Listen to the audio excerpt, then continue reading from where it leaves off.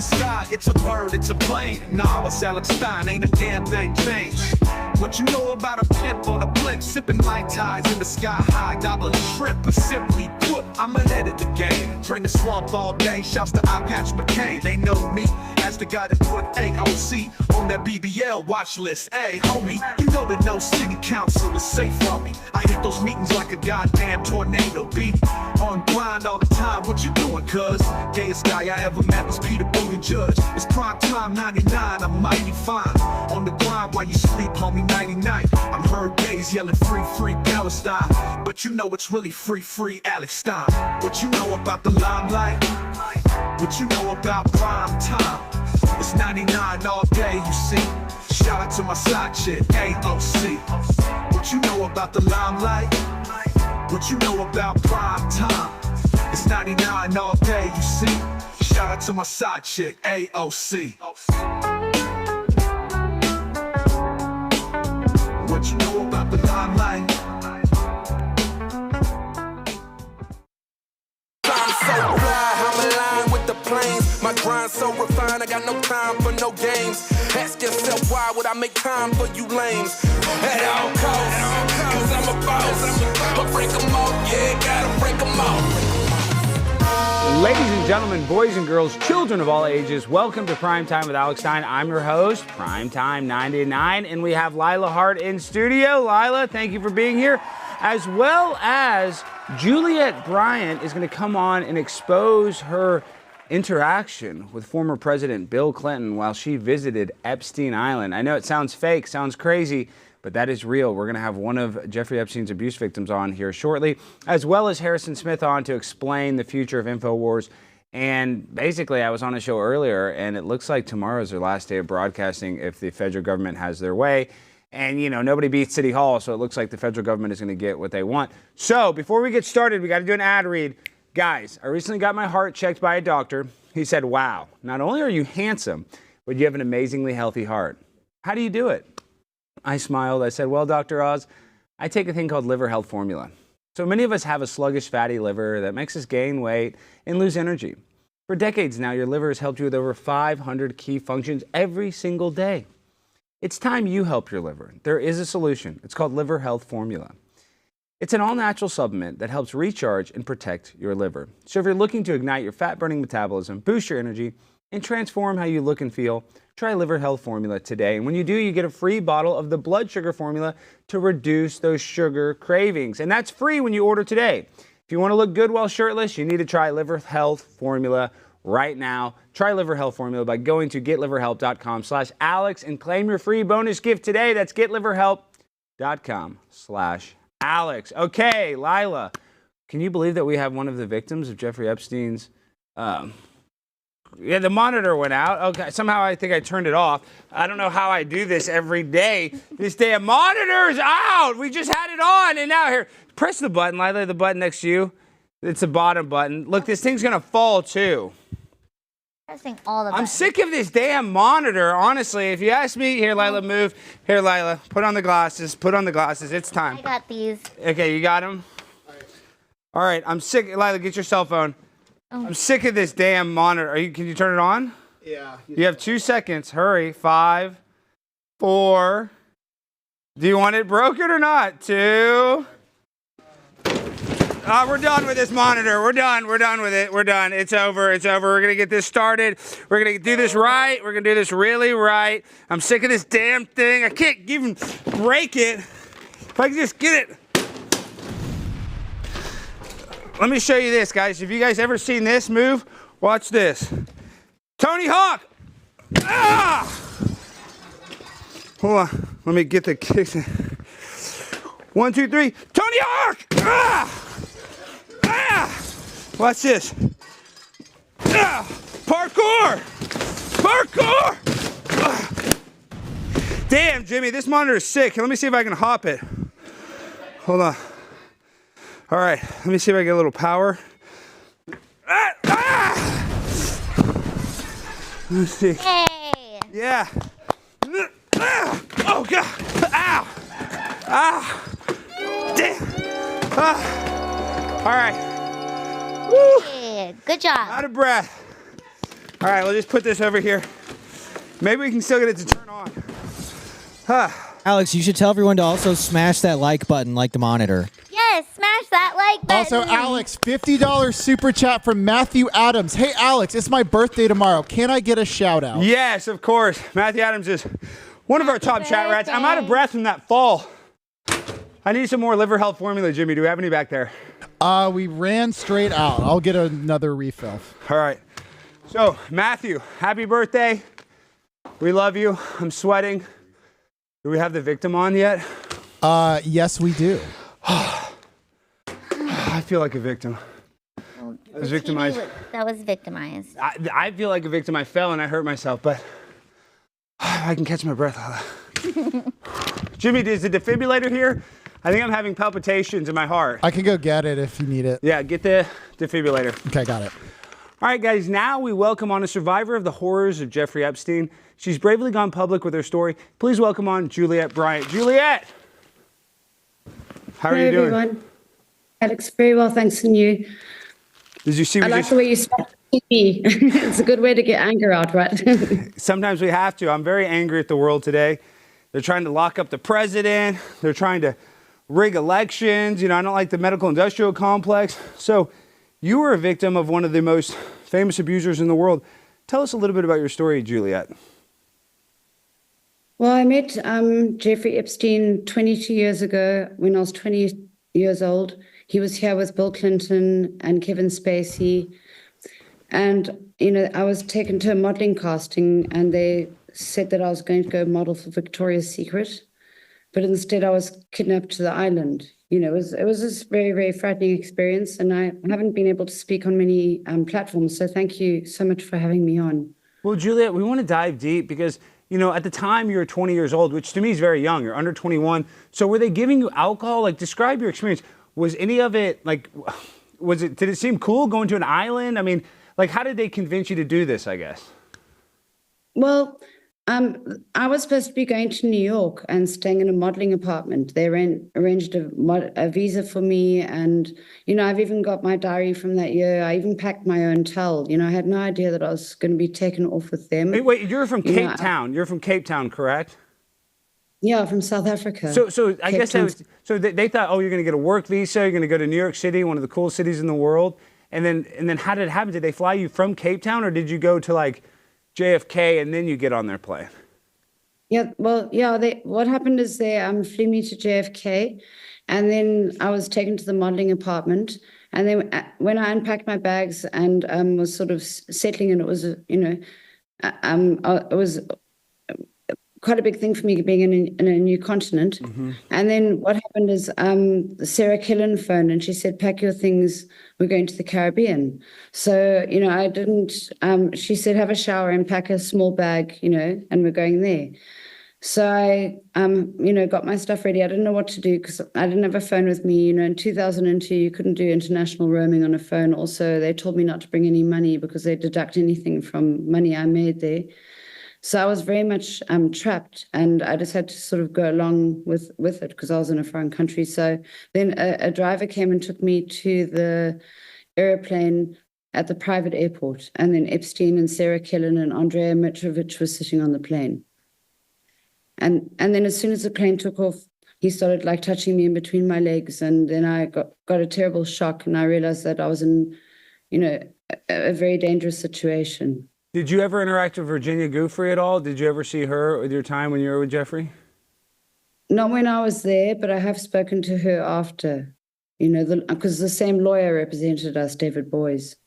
And then I haven't spoken for a long time. Well, how did it work? Because you're 20, but did you ever encounter girls that were under 20 years old? I mean, what was the youngest girl that you saw personally on the island? The youngest girls I met, they were 17 years old. But, I mean, there might have been younger girls that I didn't see because, you know, as we know, these criminals have ways of hiding things.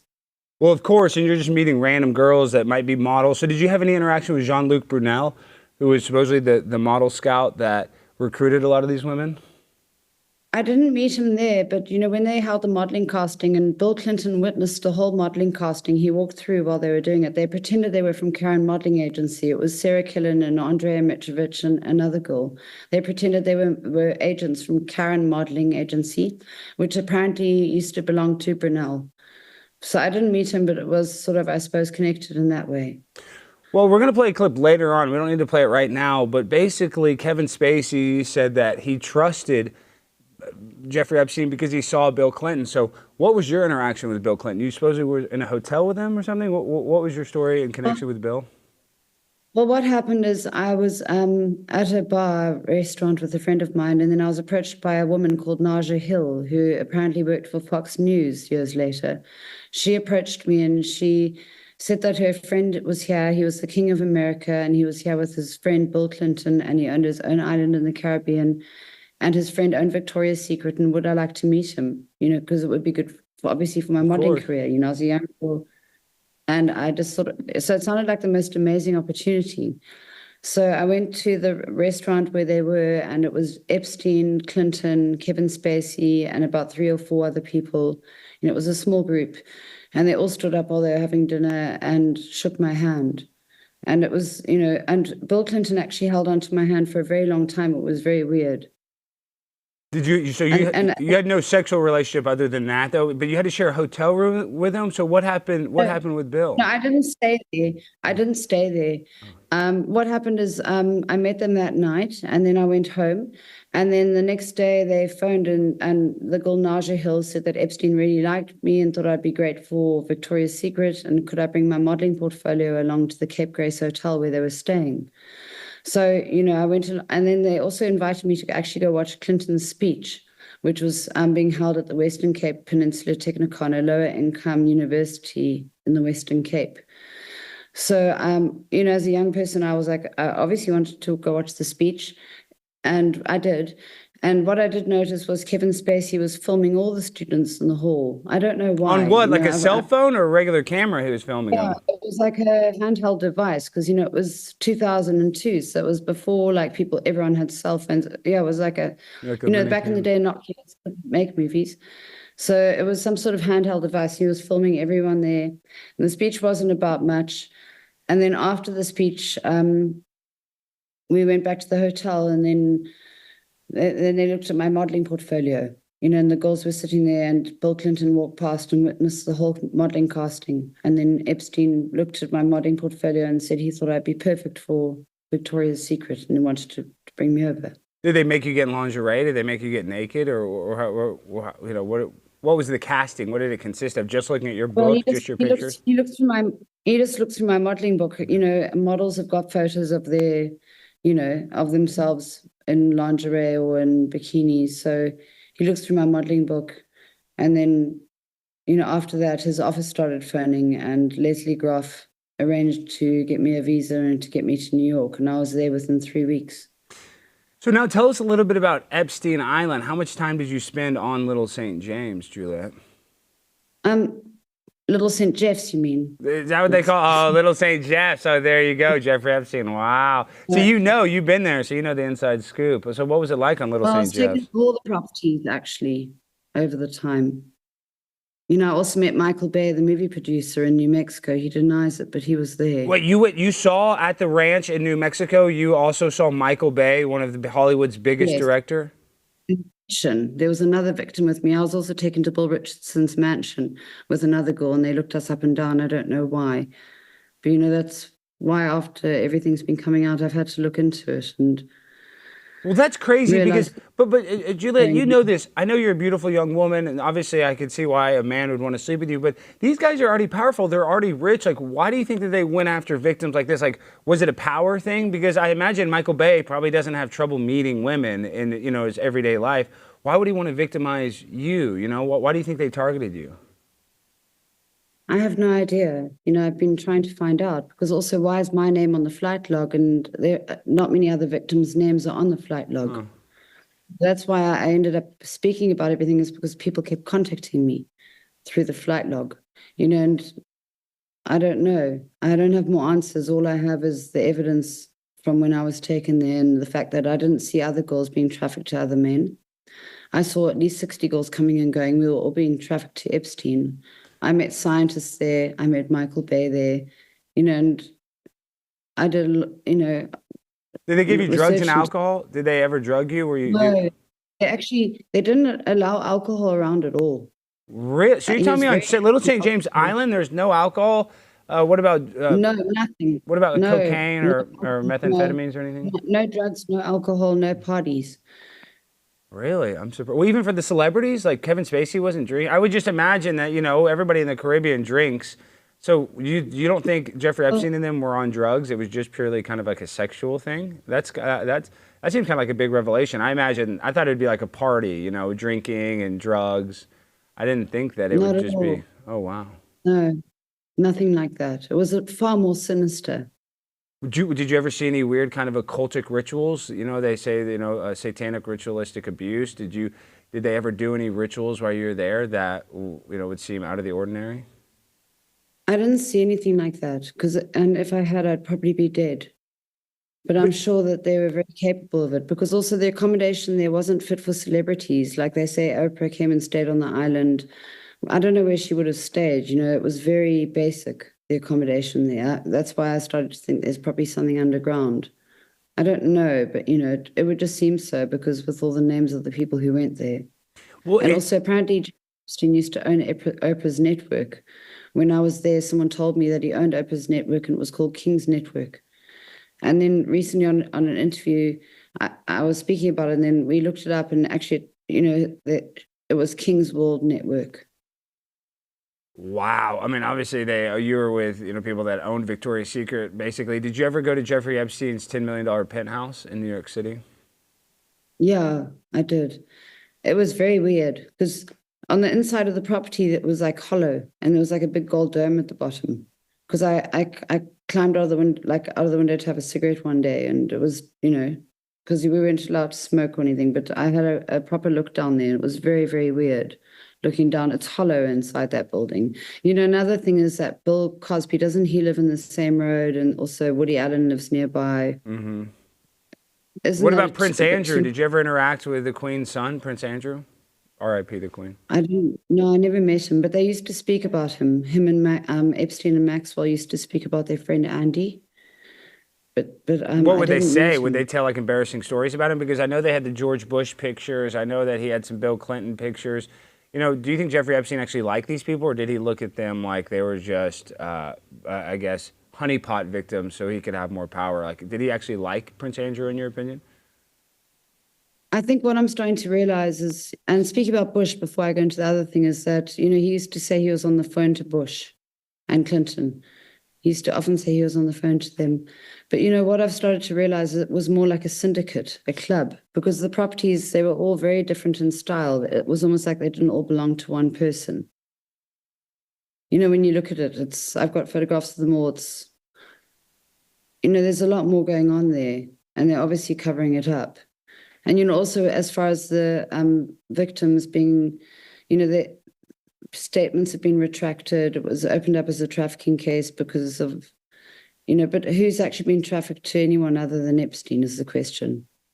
Did you have Where are it? We haven't had any persecution or prosecution, of the people that traffic these young girls. So describe what was the physical abuse that you faced from Epstein. Ghislaine Maxwell would give you a certain time and you'd have to go into his bedroom. Well, is that how it would work? Yeah, he used to just take me into his bedroom like about 2 or 3 times a day, but it wasn't actually his bedroom. I've realized from the aerial footage that he took me into a side room. It was like a very small room because I always wondered why it was a small room. And then he used to like force orgasms out of me or other girls, I'm sure. It was just very, very frightening. And he raped always you. You're saying that he raped you.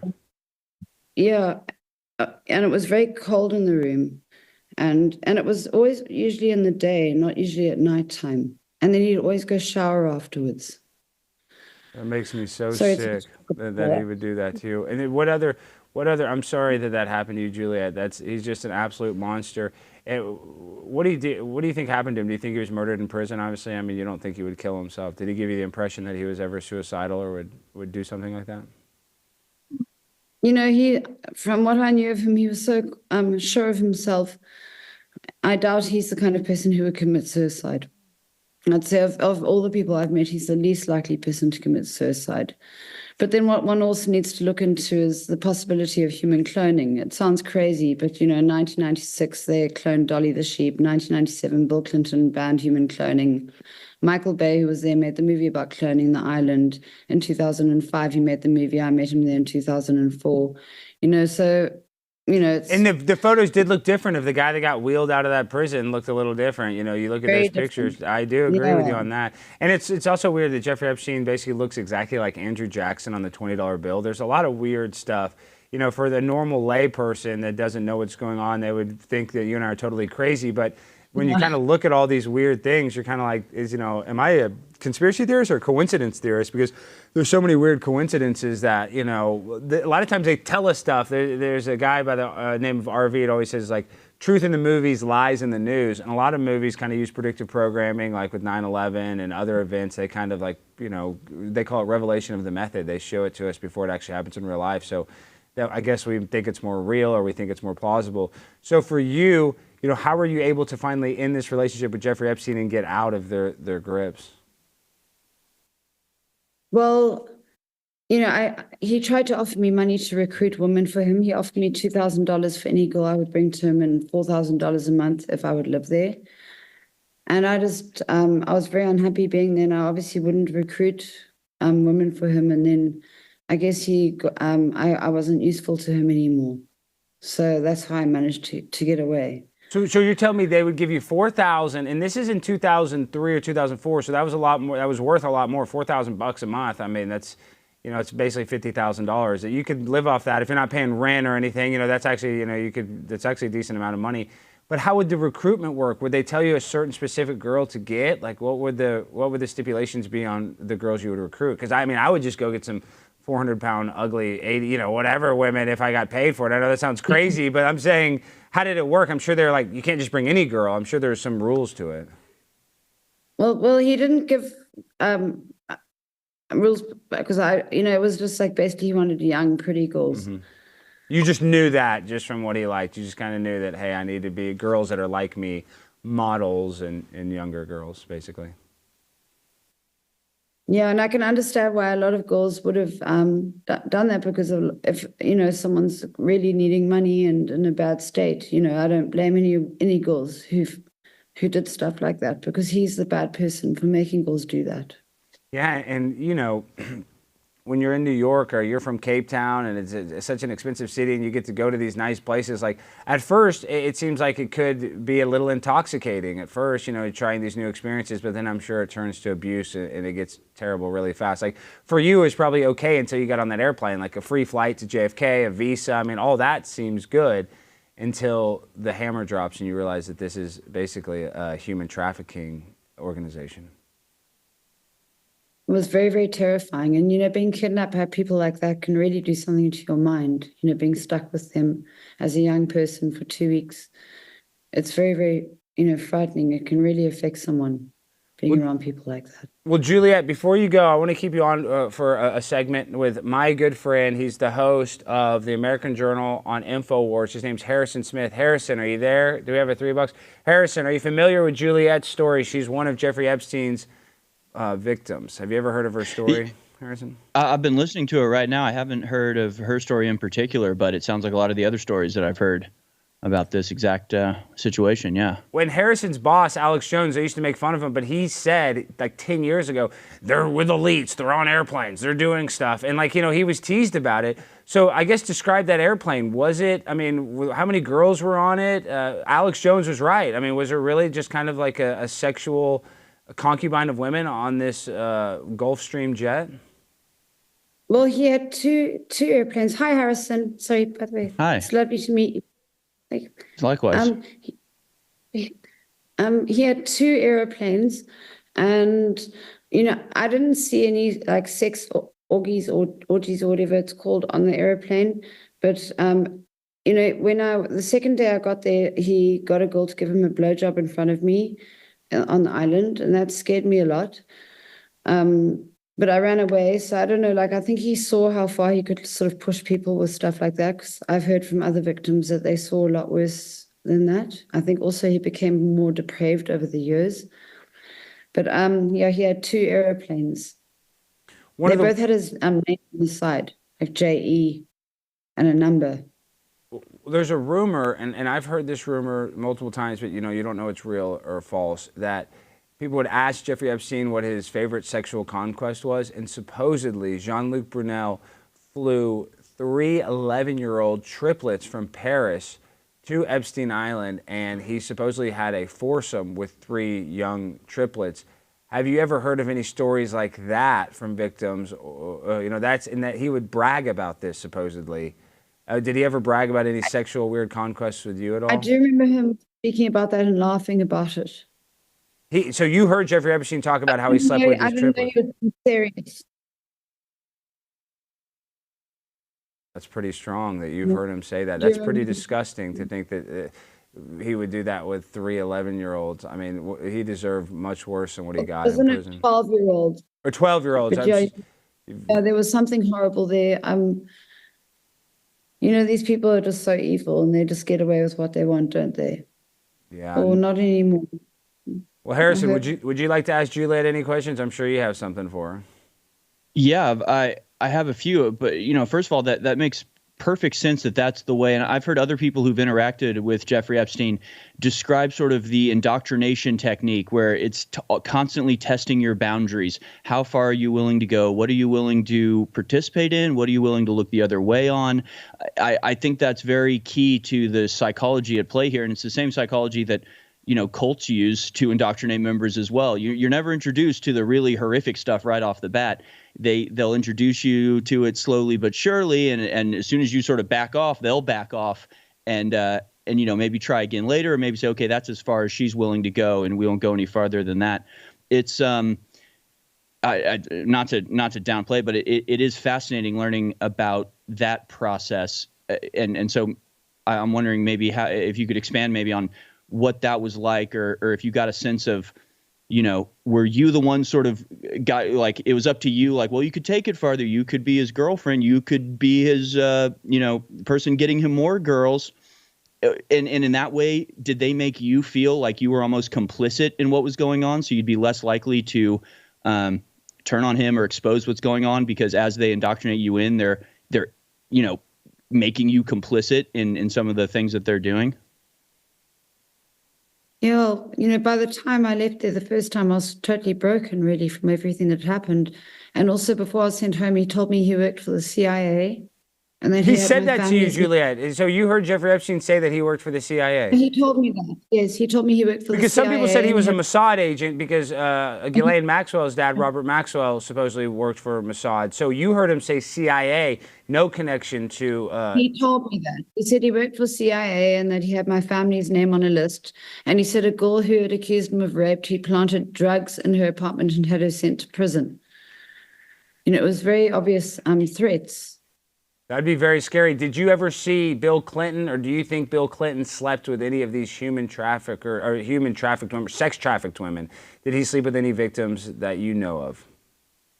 I didn't see him doing that, but I'm sure he'd be more clever about it and not let people see it. Look at the Clinton body count. The man's capable of some ghastly stuff. So, yes. Luckily I didn't see that, but I'm sure it was happening. I was wondering, I wasn't sure if I heard you correctly earlier, but this was very interesting. When you were meeting Bill Clinton and Jeffrey Epstein, you said that somebody introduced him as the King of America. Were they talking about Bill Clinton, or were they talking about Jeffrey Epstein? They were talking about Jeffrey Epstein. It was Naja Hill, who later worked for Fox News, the girl who recruited me, and she told me that Jeffrey Epstein was here and he was the King of America, like the King of America. Because of his connection to Prince Andrew, is that why they described him like that, do you think? I guess it's because of his connection to everyone. Well, yeah, but I'm just saying, royal. He did hang out at the Windsor Castle, I believe. Okay, so another thing is, go ahead. The New York property was decorated in a very British style, which I found was suspicious. Well, Prince Andrew would stay at his mansion instead of staying at a Ritz-Carlton, which doesn't make sense. Why would you not stay at a 5-star hotel unless you wanted to do something, I guess, mischievous at that house? I think that's the only excuse. Okay, now I want to, before you go, I wanted to react, and if we can get all of our reactions to this latest Kevin Spacey clip with Piers Morgan, where he basically describes that he was on the plane and he did see young girls. So if we have that clip, let's play it. In 2015, I started seeing reports online, things on my Twitter account that I had flown to this guy, Jeffrey Epstein's island, and I had abused young girls. And I was like, I mean, if you'd asked me in 2015, maybe even if you'd asked me in 2002, did I know a guy named Jeffrey Epstein? I probably would have said no. Well, of course, I have since learned who he is. And I have since been able to go back and find out that the airplane that we flew on for this humanitarian mission was owned by Jeffrey Epstein. And to then learn, oh, he was actually on some of those flights. And this Maxwell woman was on some of those flights. I didn't know him. I've never spent any time with him. I was with the Clinton Foundation people. That's who I was with. Do you know who I never asked for anything? Was Jeffrey Epstein. I didn't want to be around this guy because I felt he put the president at risk on that trip to South Africa because there were these young girls. And we were like, who is this guy?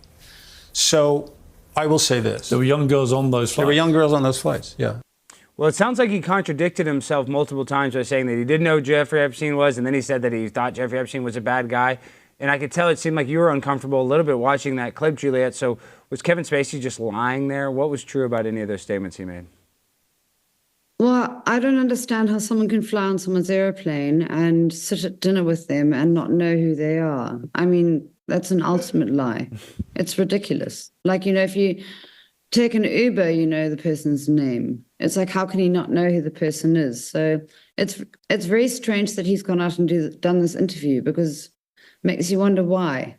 It's like, oh, is he about to be exposed further? Also, what about his accusers who were found dead? There is a weird story, and he's supposedly, and I don't want to accuse anybody, but I think he's a homosexual. So did you see him with any boys? I didn't, but I did hear of some gym trainer at the hotel they were staying at that was feeling very uncomfortable with Kevin Spacey touching him up. And you said you saw him with a camera, so he would film people and touch people. You saw this with your own eyes, or you heard these stories yourself? Yeah, no, I watched, Clinton's speech. He sat there with a handheld device and he went like this all around the hall. He was doing, with his camera, just filming everyone, all the way around. And I wondered why, at the time I didn't really realize, because, back in the day, people were more naive. We didn't realize, what these people could be capable of. And he's a famous actor. He's probably filming around cameras. It's probably not unusual for him to hold a camera. They say the movie American Beauty had a lot of pedophile undertones. What do you kind of think about that movie? We're talking a lot about revelation of the method. Like, do you think that movie kind of exposed the elite people that all fantasize about sleeping with children, Juliette? Yeah, well, I think it goes a lot darker than that. It's quite frightening. Apparently 5% of men are pedophiles and 2 or 3% of women. But, it's quite frightening when you look at statistics. A lot of them don't act on it, but a lot of them do. Well, before you go, Julia, I think we have a super chat. Somebody wanted to ask you. Yes, from Myth Informed. Did you ever meet Jimmy Kimmel's BFF, Adam Perry Lang? That's he's a Epstein's chef. cook. Yeah. He's a chef. I didn't, but Sarah Ransom, who I speak to, I think she met him. Sarah Ransom, another victim I speak to, met him. And did she face any abuse from Adam Perry Lang? Because I think he's, don't quote me on this, I think he's a homosexual too, I think. I don't know why that's so funny. I'm just saying, I think he's a homosexual. Yeah, makes sense. She didn't speak about anything like that, but I know that she did mention his name at some point. Well, he's a famous chef, and he's best friends with Jimmy Kimmel. So before you go, is there anything you want to tell us? I know you said that at one point, we didn't really get into it. We got to talk to Harrison, but they drugged you and you woke up in a lab. So can you just tell us that real quick before you go, or what do you think happened? Of course, of course. When I was in New Mexico, some very weird things happened. When I was outside, I saw lights in the sky that looked very much like a UFO. It's the only thing I could explain. Then I I like woke up in a laboratory with people working on me. And also before I was sent home, there was one doctor and 6 people in hazmat suits. And then before I was sent home that time, Epstein actually laid me on a metal table and gave me an almost pelvic exam.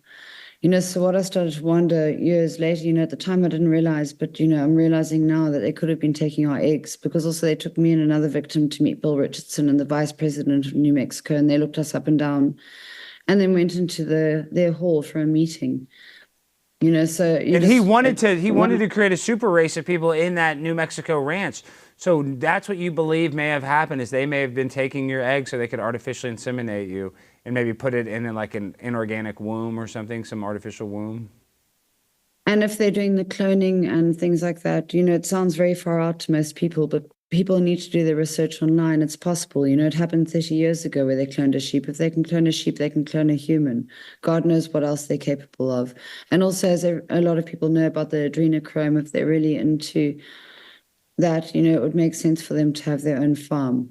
Yeah, they say it's an anti-aging drug, and that's what Hillary Clinton supposedly, allegedly.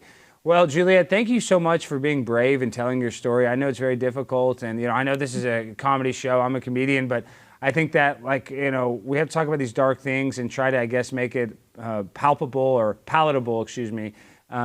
for people that aren't into this world. The cloning, 9/11, all these adrenochrome. So I really appreciate you coming on and sharing your experience with our audience. Is there any way that people can find you or support you before you go? Much, Alex. Well, just support me by being kind to everyone. If people can be kind to others, that's all I want. Okay, last question. Is Elon Musk good or bad? I know he's a fellow African-American. Or I guess you're just an African now. He's an African-American. I'm on the fence about him. I don't know about him because... he wants to make a computer in your brain so you can park a Tesla. I don't know. That sounds kind of Jeffrey Epstein-esque. And Epstein loved science. I mean, he was best friends with Stephen Hawking and all these, top scientists and physicists and all these type of scientific people. So I know we said a lot of crazy stuff, guys, but do your own research, look into it, and everybody go support Juliette. Yes, Juliette? What I thought about Elon Musk is like sometimes evil people fight. So maybe he's, the evil people are fighting each other. That's actually a good point. Because he was all into the AI and everything, and now he's anti it. So it seems like, I don't know, there's a lot more going on than what we're aware of. That would make sense that there's elites that don't get along and that are trying to, subvert each other. So, Juliette, once again, thank you so much for coming on. I think we'll definitely talk again soon. I'm sure the audience has a lot of questions, and I really appreciate you sharing your story, knowing how dark and devastating that experience may have been and must have been. Thank you for being amazing and supportive, and thank you to everyone for watching. Bye, Juliette. Wow, that's incredibly dark. Okay, now, Harrison, do you drink coffee? I do. Well, you need to try some of this CastBrew Coffee. Born of a desire for a bold coffee and a need to build companies that support American values, CastBrew Coffee provides an alternative to the faceless corporate ecosystem and fosters a parallel economy that actually supports freedom. Try my own personal blend. It's called Alex Stein's Primetime Grind. It's a dark roast, 100% organic ground coffee with 2 times the amount of caffeine.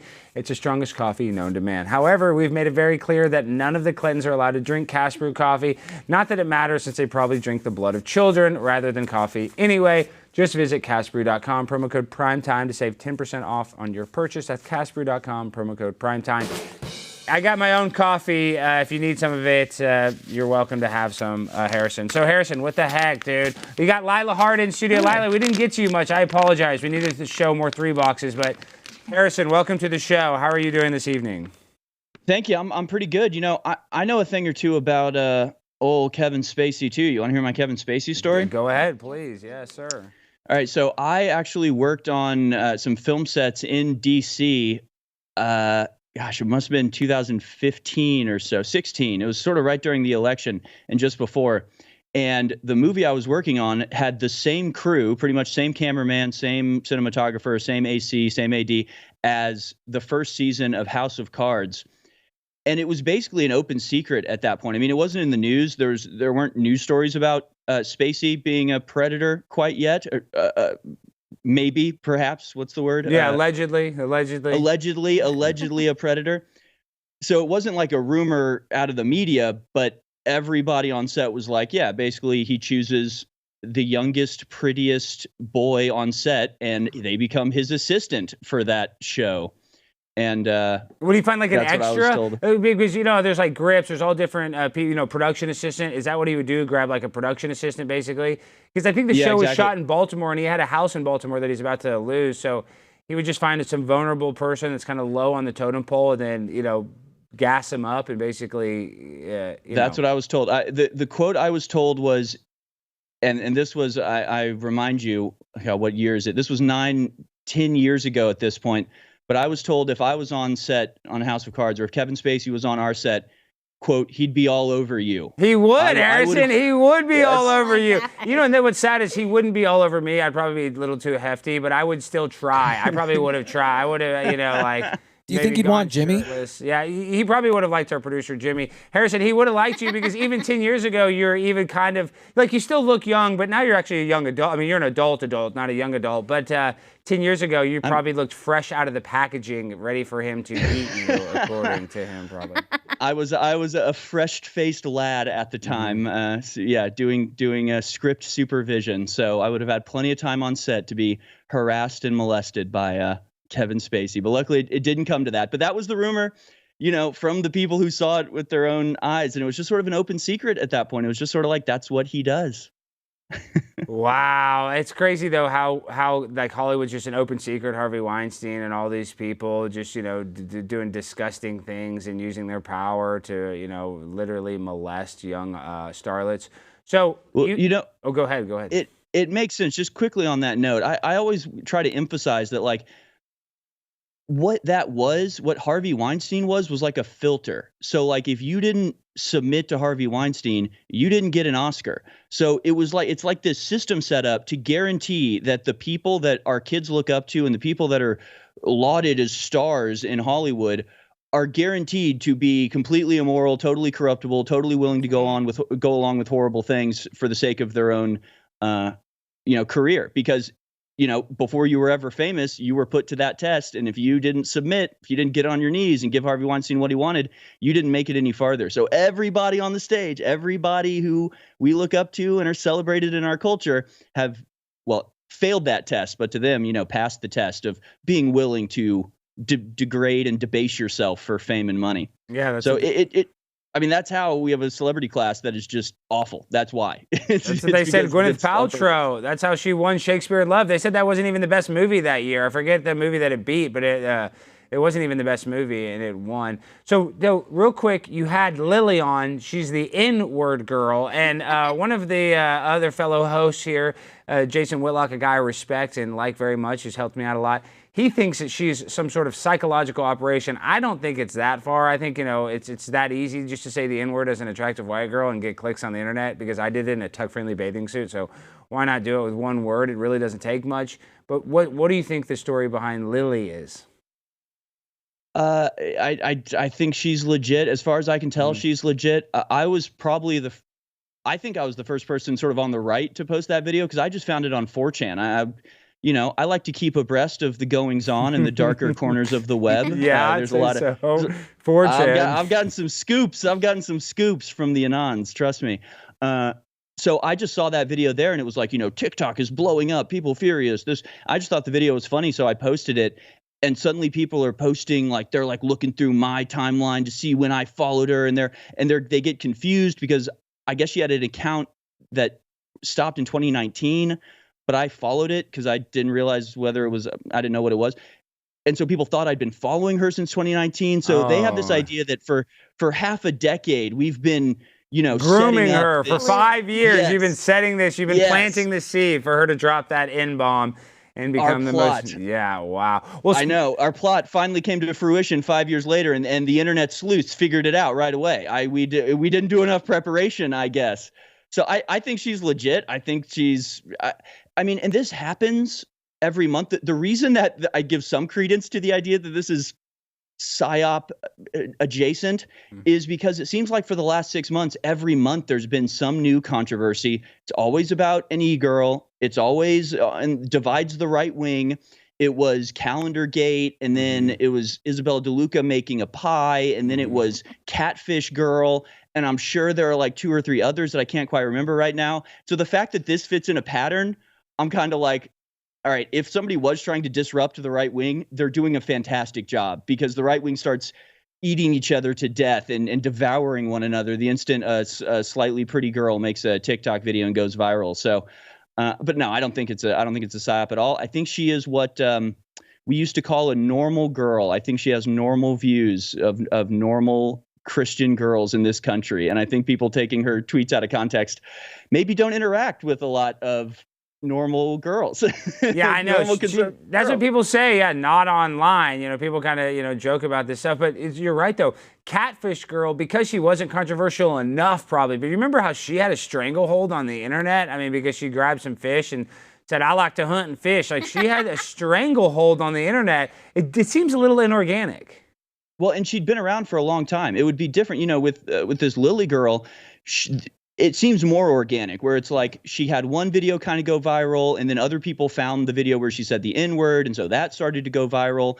Whereas the Catfish girl had been around for years, and she was just suddenly everywhere, and everybody was snapping at each other and biting each other's heads off over it. So, yeah. I mean, again, I think if I was sitting there as a evil globalist scheming my schemes, I would do this. I would have right-wing grifters make profiles, and they'd have to be women, they'd have to be young and pretty, and they'd have to, toe the line between too extreme and not extreme enough. And the right wing we divide ourselves and we start going to each other's throats. It's either an extremely effective method of psyoping, or it's just us psyoping ourselves. It could just be a self-inflicted wound here. It probably is a self-inflicted psyop, like we create the psyop, the zeitgeist. Okay, now a couple things. We want to talk about the future of InfoWars, but first thing I have to say this. Somebody, is like, oh, don't go on Alex Stein's channel. He's too crazy, which they are right about that. But somebody in the comments said, I'm best friends with Rabbi Shmuley. Rabbi Shmuley is an idiot. We've been trying to get him on our show to try to confront him about his kosher sex shop, or a Rabbi dildo. So tell us a little bit about Rabbi Shmuley, and have you gotten any trouble for criticizing him? Because let's be real, that's the only country that you're not supposed to make fun of is Israel. So doesn't that prove that, it's kind of weird? And this is my one thing I want to say about Israel. L'chaim, we love Israel, but in Mexico, they just had their first female president who happens to be Jewish. Before her, they had 37 candidates that were either assassinated or died before this woman was elected. So to me, it does make it seem like Jewish people are in power if even the cartel is afraid to kill a Jewish person. What does that mean to you? I hadn't thought about it that way. Yeah, I think, people sometimes take things out of context. I think this is one of those examples because the context that you're operating in is Mexican election season, which means people are getting murdered. I mean, it's a normal thing down there. To be honest, I mean, I responded to somebody posting something about that. Wow, 37 people died, and then a Jewish woman. And it's like, well, 88 people were killed in the 2020 election. So, maybe this is less of a her, around her, and more of a endemic corruption country run by cartels, America's future sort of situation that we're seeing happen there. I've never, Alex, I've been on air for nearly 3+ years. I started at the very beginning of 2021. Alex Jones has told me what to cover or how to cover something one time. One time I got a text message from Alex Jones, and it was the time when Russia invaded Ukraine, and the text simply said, this is serious, this is war, don't treat this lightly, don't fly off the handle, just this is war, so treat it with the gravity it deserves. And that was it. That is the only instruction I've ever gotten from Alex Jones as to what to cover, how to cover it. I differ from him on certain things, Israel being one of them. He's never said word one to me about it. He has his view, I have mine, and he respects that and has trusted me to, say what I believe, and I'm honored by that, and hopefully I've done a good job because, yeah, look, I have nothing against the Israeli people. I love Israel. Israelis. I love, Jews. I got nothing against the people at all, but the government I'll criticize just as much as I criticize the American government. I think they don't even like Netanyahu in Israel. I mean, maybe you know it even better than me, but I think there's a lot of strife. Most Jewish people probably don't even know what's going on in Israel, and I think a lot of them actually don't like Benjamin Netanyahu or the people that are in power over there. Yeah, that's the sense that I get. Although you never know, there have been some very big protests trying to get Netanyahu out of office. Netanyahu is sort of propped up in this parliamentary system by a very extreme right-wing party, the Likud party. And since it's a parliamentary system, they can basically oust him from office. He has to bring different groups together and create a coalition. And if they decide to break away, he loses his position as prime minister, which opens him up to being held to account for some of the crimes he's committed he has been accused of committing. Like the World Central Kitchen, bombing. That's ridiculous, guys. Listen, we want to support Israel, but they're shooting humanitarians that have big trucks that say World Central Kitchen on them. And that's because Jose Andreas has been critical of Israel's control in the Gaza Strip. So, there's a lot of red flags is what I'm saying. Yeah, they've killed journalists. They've killed a lot. It wasn't just the World Kitchen debacle, obvious designed attack. They're coordinating with these groups, telling them where they can go and when they can go. They have real-time, monitoring of this. The idea that it was an accident is really far-fetched. Just like the idea that the Rafah bombing was an accident is far-fetched. Just like the idea of the bombing of the hospital 7 months ago being an accident is far-fetched. They're doing it very deliberately, and it's not that hard to understand. But what I think is going on here is that the world essentially is being held hostage by this very extreme, small, as far as I can tell, group of people that is basically keeping Netanyahu semi-blackmailed, basically going, you got to finish this job. You've got to stick with this war or you're out of we'll kick you out of office. Then you'll get prosecuted and then you'll, go down for corruption. And so basically he has to do what they say. And it's, whether or not it's in the interest of the Israeli people is up for debate. But it really does seem like the world at this point is being held hostage by this very small group of very extreme people. And Benjamin Netanyahu is at this crossroads where he either fulfills their desires or doesn't. If he doesn't, he probably is going to jail. If he does, he's going to go down in history as the guy who, unified all of Israel, who doubled Israel's size or whatever it would be by incorporating Gaza into Israel as a, fully incorporated state. So he is really pushing to the nth degree here. It's Lebanon that they really have to worry about, and that's where my focus has been recently.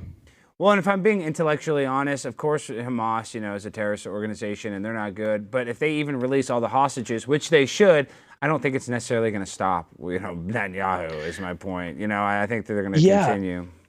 Well, and there have been attempts to get hostages. But look at the hostage rescue a couple days ago. I was thinking about this. I haven't mentioned this on my show yet, but I've been meaning to. Because there were 4 hostage rescued, 200 plus Palestinians died. Imagine if that was the case on your average hostage situation here in America. Imagine you heard that somebody had taken over a bank and was holding hostages and demanding money in a helicopter to New Mexico or whatever. And the police went, yes, we did a successful hostage rescue operation. We killed everybody in the 3 blocks surrounding the area. 200 people dying to save 4 hostages. That is insane. I get that it's wartime. I get that maybe the stakes are a little bit different. But if you put that in normal humans everyday scale, that's madness. That is insane. That is not there was Israeli hostages. I'm saying there was Israeli hostages with white flags that got shot by IDF people. So IDF members. So I think they're playing a little loose and fast, but that's the game. And sadly, I just don't think it's going to stop. But at the same time, I think we should kind of call that out a little bit. But also, we should make fun of the Queers for Palestine and Gays for Palestine movement, because these people wouldn't be allowed in the Gaza Strip. So they need to stay out of it, or at least, have a little self-awareness about what's going on in the Middle East. So I think we should be able to make fun of both sides without getting canceled personally, Harrison. I agree, and I sort of hate that I'm lumped in with some of these people nowadays. And what I think is happening is I think the lefties are right, in my opinion, they're right about Israel for the same reason that they're wrong about everything else. See, they see everything through the lens of big bad white people versus poor oppressed brown people. That is their only view of the world. And they see Israelis as the white colonizers and the Palestinians as oppressed. In my opinion, that means they happen to land on the right side of this, because, I don't see it as brown versus white or oppressor versus oppressed. Maybe oppressor versus oppressed a little bit, but I see it more of, indigenous people versus settlers, or, a sovereign state not being allowed to participate fully in geopolitics in the way that a nation of people should be able to. But I agree with these people. They just think it's because, it's something about white people versus brown people, and they happen to be right about this, but that makes them wrong about everything else, basically, that they believe when it comes to America, especially. Well, that's a good way of looking at it. You know, that it is kind of a color issue, right? And that's why they stand behind their viewpoints. Even though you took different routes, you got to the same place. Okay, Alex, yes. real quick before this super chat, this guy's sent multiple super chats asking this. It's yoga poser. Oh gosh, this guy's insane. To This is one of our Harrison, chat rats. I'll paraphrase. Do you think a Trump Jones 24 ticket is possible when Alex Jones accepts a VP nomination?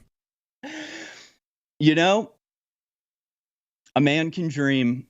A man can dream of a better future and a better world.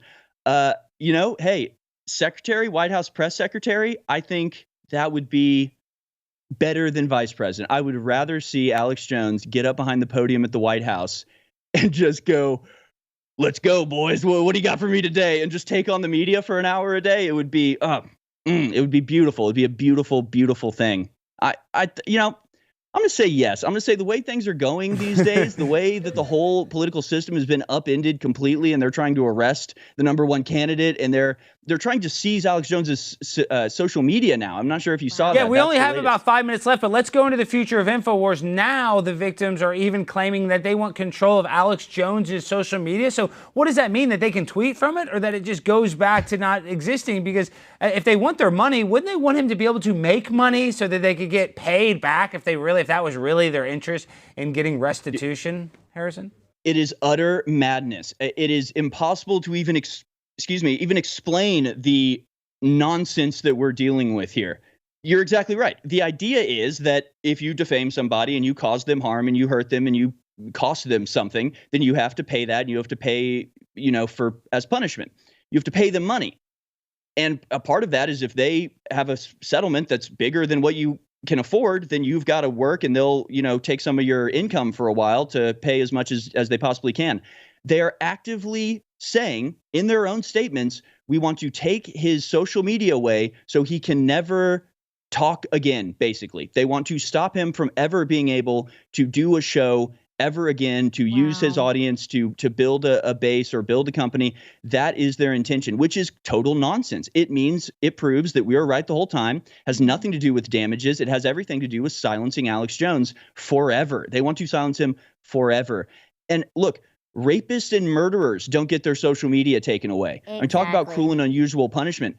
I mean, if you go out and rape somebody, you don't have to then give them your Twitter. Like this is nonsense. This is utter nonsense. It would be nonsense if the crime was rape. The crime, in fact, was questioning a major news event that which we should be able to question, even if it's a school shooting, even if it's Uvalde. I'm just saying, even if we're wrong, we should be able to ask questions. It's ridiculous. That's our First Amendment right. I mean, that's what makes you so mad. It's like we should be able to ask questions about anything, Harrison. Sorry to cut you off. No, you're exactly right. We should be able to question anything. We should be able to look into any claims of any authority figure ever or family members of victims. I mean, this is not a rare occurrence that, things presented on TV are not exactly as they seem. And it's almost our duty and obligation to question things when they don't look right to us. Just because somebody else says that it's true. I mean, we're Americans. We get to decide what we believe. You don't get to demand I believe something or, shut up about my beliefs. This is what it means to be American. And so when you just think about the level of crime versus the level of punishment, it is so out of whack. It is so insane that you question a major news event, and then 10 years later, they take all of your money. They force you to sell your house. They force you to sell your guns. They force you to sell your car. They force you to shut down your hugely successful media company, fire 50 plus people from their full-time positions, people with families, people who don't have anywhere else to go. And then you want to take the man's identity away from him as well by taking his social media platform. And I'm worried, this just sounds so insane to me. But then again, it all does, right? There's been no point of this entire process that hasn't been bafflingly corrupt, in my opinion, in my personal, non-professionally expressed opinion. And I should make that note here. I'm not here as a representative of InfoWars. I'm here as Harrison H. Smith, individual and American, because, the big decision is tomorrow. God forbid I say something that throws the whole process into, out of whack. Well, you know, No, shoot, did I lose you guys? No, for a second, but we got you. I just want to say that no matter what happens to InfoWars, I feel like I lost InfoWars you guys, will always but, live long in our Wait, hearts. can you see It's us? all insane. Oh I think my was the point I gosh! was making. I think the point I was making is, good Lord, what has happened to this country? Can you hear us? Can you hear us, Harrison? Shoot, what is happening? Oh gosh, it's always happening. Harrison, did we lose I was him? just gonna say something, but Did we lose him? YouTube cut the mic. No, YouTube didn't cut the mic. You probably cut the mic, Jimmy. Harrison, can you hear me? Harrison, can you hear us? We had one more question. No, you can't hear anything. Can he see it? Can he see us? Yeah, he can see you. He just can't hear you. Well, I don't know. I can't believe. Well, I don't know what's going on with our system. Well, I'll just tell it to you, Alex. I was gonna say that no matter what, InfoWars will always live in our heart. You're trying to go viral, I see. Well, we're allowed to say it now. You're Filipinas. I think We're allowed to say it. I think you've always been allowed to say it, right? Well, we're allowed to say it, so fuck it, we can say it. Well, do you think that's gonna go viral, Jimmy? I hope not. Why not? Why not? What's wrong with saying that? I'm a real nigga. Miga, M, not an N, so midget. No, I said Alex. I thought you said your joke exactly. M word. So how about this? What? We have an ad read, and then We're not allowed to say it? No. Lily's- We're not supposed to, I don't think, according to According to who? YouTube. But we don't care about YouTube. All right, what we do care about, but Lila, we love you. No, that's why you're spicy Filipina, spina bifida. You know what? They're making up these rules about what we're not allowed to say. Lily said it. Why can't we say it? We're not allowed to say. I thought it was cool to say now. Oh, I thought we're allowed to say it. She's on InfoWars. Okay, let's do the ad read. You are allowed to say it. You're allowed to say whatever you want. This is a freedom of speech issue, and I support your constitutional right, Lila. All right, guys, speaking of constitutional rights, voting, guys, and let me tell you something. Obviously, we've had problems with our elections. I mean, the world's greatest woman and majority owner of the world's largest collection of blackmail and mercenaries, Hillary Clinton, had her election stolen right out from under her. It's a damn shame. That's why Sarah Gonzalez and the Blaze Originals team went all the way to Michigan to investigate their newly changed election laws that I'm sure will have absolutely no impact on the outcomes of the 2024 election. Everything is definitely on the up and up over there. We're going to talk about dead voters, voter ID laws, and George Soros-funded secretaries of state. It's available this Thursday only on Blaze TV. Voter fraud exposed: how elections can be stolen. Use code VOTERFRAUD at blazeoriginals.com/Stein to get $30 off an annual subscription. That's blazeoriginals.com/Stein to get $30 off an annual subscription to Blaze TV. Lila! Yes. You pissed off Jimmy. Jimmy, are you nervous? Well, Jimmy's not a real nigga, let's so do the that's why freestyle he's finale. mad. Look at Jimmy. Look how mad Jimmy is. Jimmy, why are you so angry? Yeah, why are about you it? so It's mad? just a word. Let's do the freestyle finale. Are you really angry about Jimmy it? is angry. You're Filipino. You're multicultural, so you're allowed to say whatever you want. All right, guys. Well, we're going to end with a freestyle finale. So, DJ, hit that beat.